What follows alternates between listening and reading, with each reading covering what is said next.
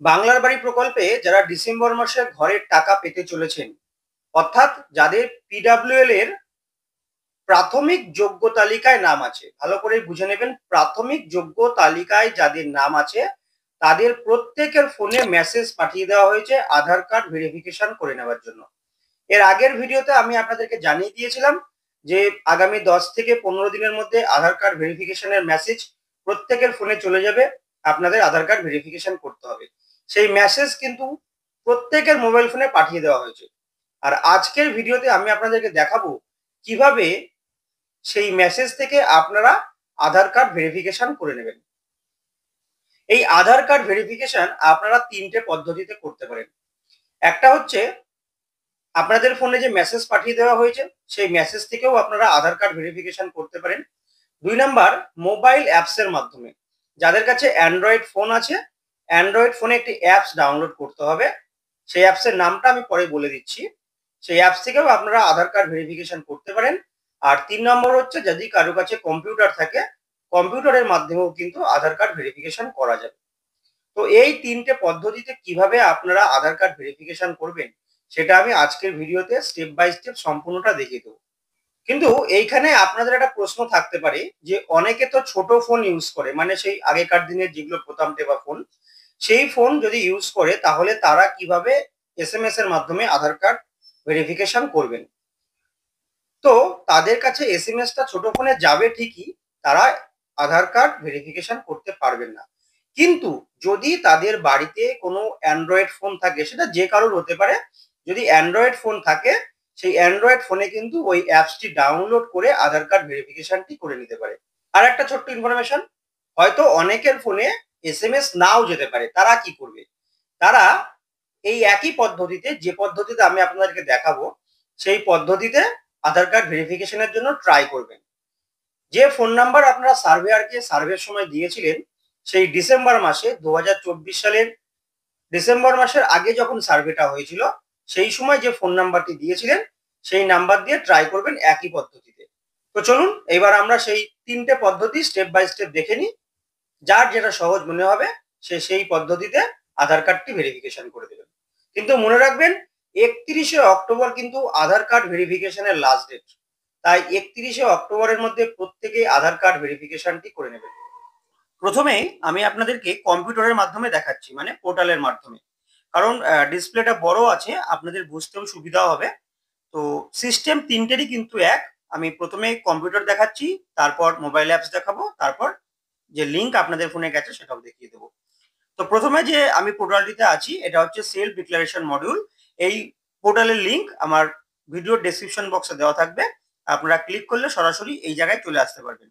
তো প্রথমেই চেয়েছে ফোন নাম্বার, এখানে আপনার ফোন নাম্বারটি আপনি বসাবেন যেটা আপনি সার্ভেয়ারকে সার্ভের সময় দিয়েছিলেন। বসানোর পর পাশে যে গেট ওটিপি অপশন আছে সেই গেট ওটিপি অপশনে ক্লিক করবেন।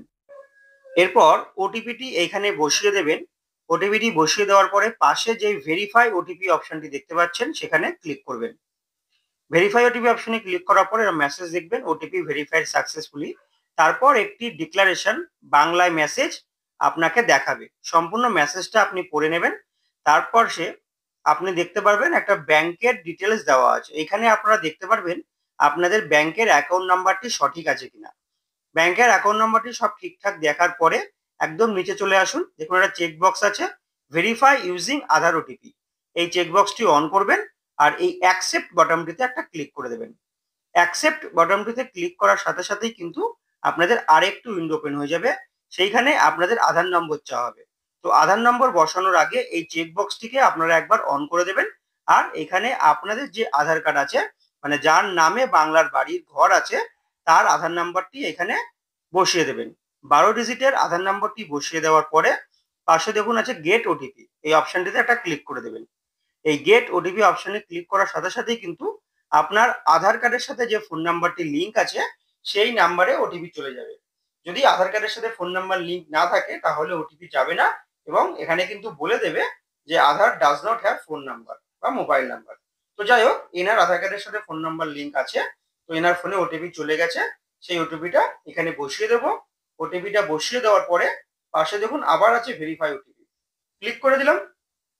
ক্লিক করে দেওয়ার সাথে সাথে আপনাকে যেটা দেখাবে যে ইউডিন জেনারেটেড সাকসেসফুলি, এবং এইরকম আরেকটি মেসেজ আপনি দেখতে পারবেন ডিক্লারেশন, যার নিচে লেখা আছে দেখুন স্ট্যাটাস অ্যাকসেপ্টেড, আর ইউডিন যে জেনারেট হয়েছে সেই ইউডিন নাম্বারটাও কিন্তু এখানে দেখাচ্ছে। এরপর আমরা দেখে নেব মোবাইল অ্যাপস এর মাধ্যমে কিভাবে আধার ভেরিফিকেশন করব। তো এই মোবাইল অ্যাপস এর লিংকও ভিডিও ডেসক্রিপশন বক্সে দেওয়া থাকবে, সেখান থেকে ডাউনলোড করে নেবেন। তো অ্যাপসটি ওপেন করার সাথে সাথেই কিন্তু প্রথমেই আপনার ফোন নাম্বার চাইবে। তো আপনার 10 ডিজিটের যে মোবাইল নাম্বারটি আছে যেটা সার্ভিয়ারকে দিয়েছিলেন, সেই ফোন নাম্বারটি এখানে বসিয়ে দেবেন এবং সাবমিটে ক্লিক করবেন। লোডিং নেবে, লোডিং নেওয়ার সাথে সাথেই কিন্তু আপনার ফোনে একটি ওটিপি চলে যাবে, যেটা এর আগেও আমি পোর্টাল থেকে দেখিয়েছি। দেখুন ওটিপি সেন্ড সাকসেসফুলি, এটা ওকে করুন এবং 6 ডিজিটের ওটিপি নাম্বারটি এখানে বসিয়ে দিন। ওটিপি নাম্বারটি বসিয়ে দেওয়ার পরে আপনি এখান থেকে ভেরিফাই ওটিপিতে একটা ক্লিক করে দিন। সেই ডিক্লারেশনটি সম্পূর্ণ করে নেবেন, ব্যাংক অ্যাকাউন্টটা একবার চেক করে নেবেন এবং স্ক্রল করে নিচের দিকে আসবেন। আসলেই দেখবেন সেই আই অ্যাকসেপ্ট একটি বাটন আছে, ওই আই অ্যাকসেপ্ট বাটনটি এখানে অ্যাকসেপ্ট করবেন। করে দেখুন তার নিচে আছে এন্টার আধার নাম্বার। আপনার যে আধার নাম্বারটি আপনি আগে দিয়েছিলেন সেই আধার নাম্বারটি এখানে বসাবেন। এরপর নিচে দেখুন সেন্ড অপশন আছে, এই সেন্ড অপশনে একটা ক্লিক করে দেবেন। ক্লিক করে দেওয়ার পর লোডিং নেবে, তারপর দেখাবে সাকসেসফুলি সেন্ড ওটিপি টু আধার লিঙ্কড মোবাইল নাম্বার। তো সেই ওটিপিটা যেটা আপনার আধার কার্ডের সাথে লিঙ্ক আছে, সেই ওটিপিটা এখানে বসিয়ে দিতে হবে। এরপর আবার নিচে দেখুন ভেরিফাই অপশন আছে, ভেরিফাই অপশনে ক্লিক করবেন, তাহলেই কিন্তু ওটিপিটা ভেরিফাই হয়ে যাবে এবং দেখাবে লগ ইন সাকসেসফুল, এবং ঠিক নিচে দেখুন লেখা আছে ইউডিন জেনারেটেড সাকসেসফুলি, ইউডিন নাম্বারও আপনাকে দেখিয়ে দিয়েছে। এরপর আমরা দেখে নেব এই যে মোবাইলের মেসেজ যেটি আমাদের এসছে, সেই মেসেজে থাকা লিঙ্কের মাধ্যমে কিভাবে আমরা আধার কার্ড ভেরিফিকেশন করব। আধার কার্ড ভেরিফিকেশন করার জন্য এই যে আন্ডারলাইন করা যে লেখাটা আছে এখানে একটা ক্লিক করব।